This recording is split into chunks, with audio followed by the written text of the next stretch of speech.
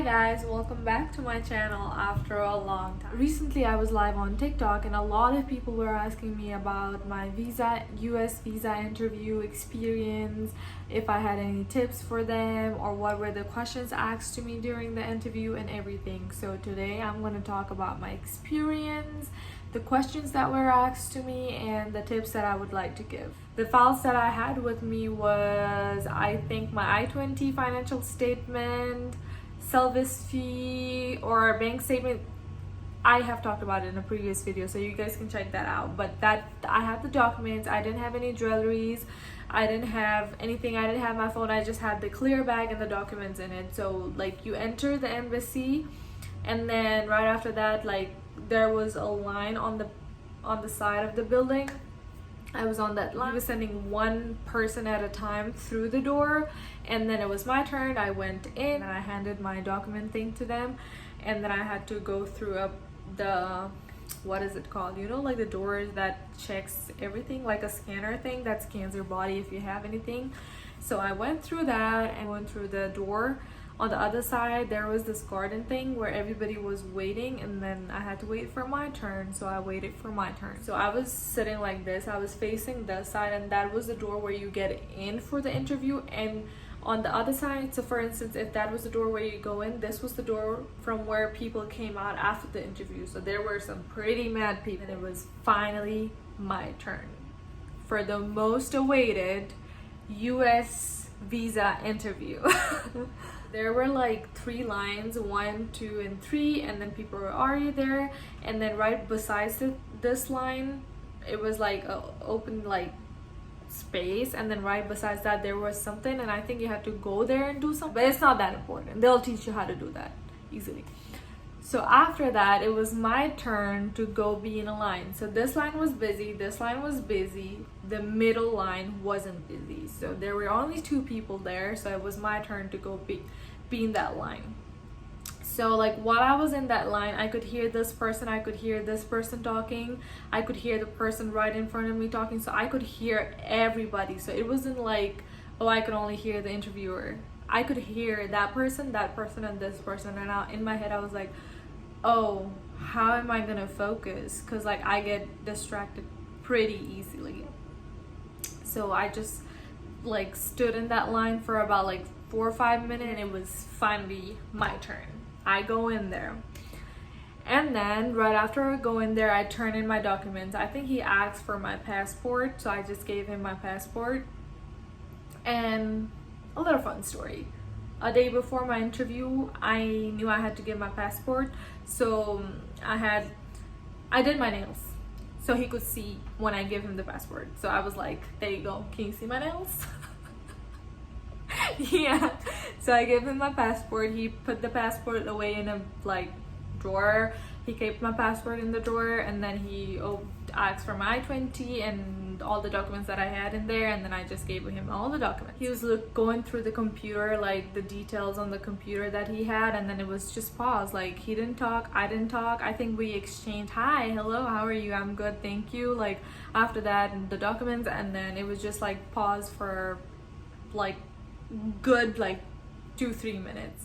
And then after the pause, I was just like there, smiling, and then waiting for him to ask me my questions. Mind you, questions for everyone is different. Like, for some people it's no questions, for some people it's like 2 questions, for some people it's like tons and tons of questions. So talking about my experience, I had to stand over there and talk to him for like good 15-20 minutes. He asked me a lot of questions about a lot of things.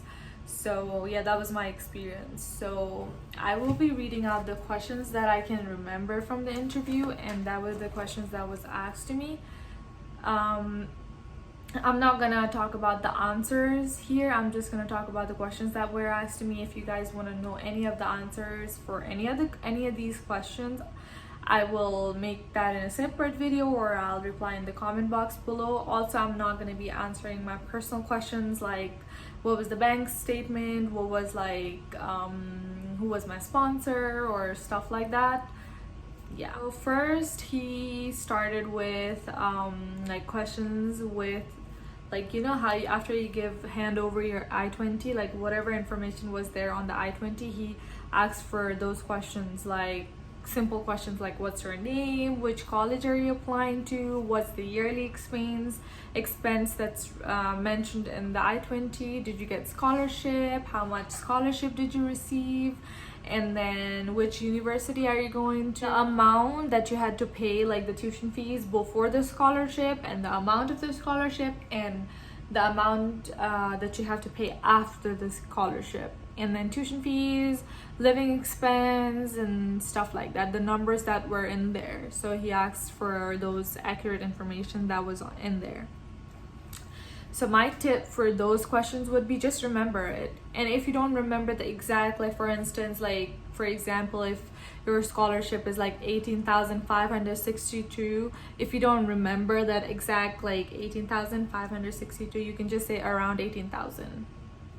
Easy, like you don't have to remember everything, but try to be as accurate as possible.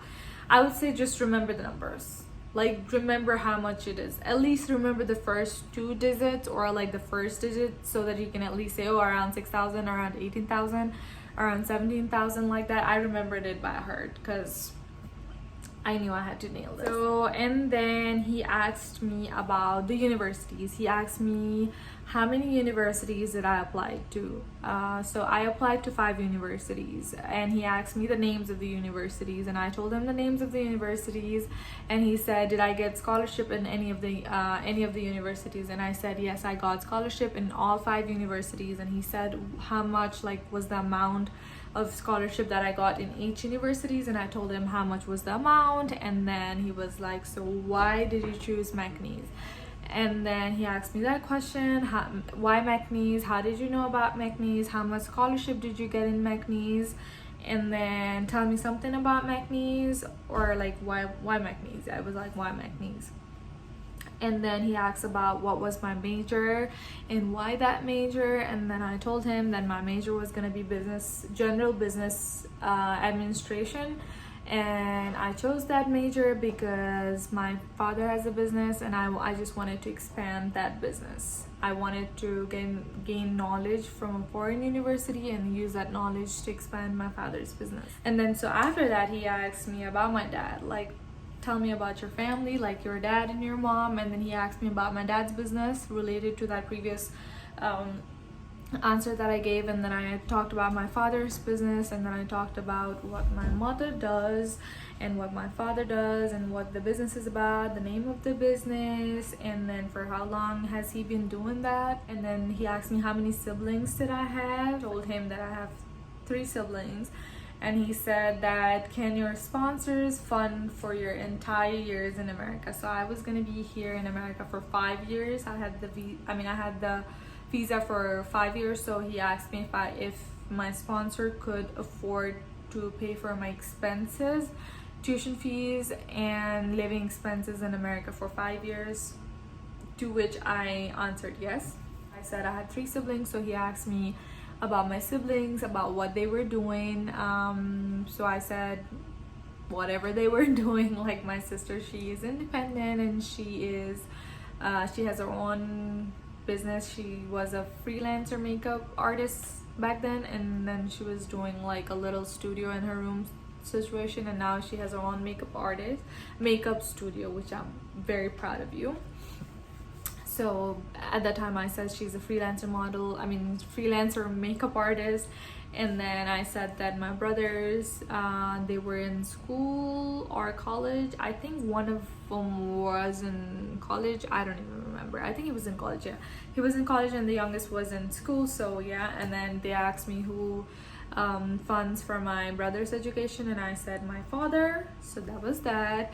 And he asked me questions about plans after graduation, and then I told him my plans after graduation. And then while I said why business major, I also told him that like I wanted to expand my dad's business, but along with that I also wanted to learn the tricks and tips and everything, gain knowledge on the types of businesses that there are in America, and then I wanted to open my own business in Nepal. So he said, what kind of business do you want to do exactly after you graduate, after you come back to Nepal? And then I have always had this business idea in my head. I have like a couple of business ideas, so I just threw my business ideas. So the whole time I did not pause. I wasn't stuttering, I wasn't like nervous, because like in my head I was just talking like this, like in front of the camera. And moreover, like whenever you do interviews, you have to talk to them, like of course you have to be formal, like formal and professional, but you can just talk to them like you're talking to your friends, so that way it makes it way easier. So I was just throwing my business ideas to him, and he was like, we were just having like a friendly conversation at that point. So I told him about my business ideas, and he said good luck with that. And then yeah, that was that. And then he said, why America out of all the countries? And then I told him exactly why America. After that, he asked me about my sponsor, who my sponsor is.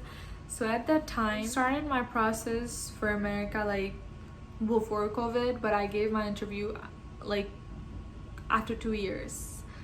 Like COVID started, 2 years, lockdown, this, that, and the other stuff, the good and the bad stuff. And then after 2 years, I gave my interview. So he asked me, what did I exactly do during the gap?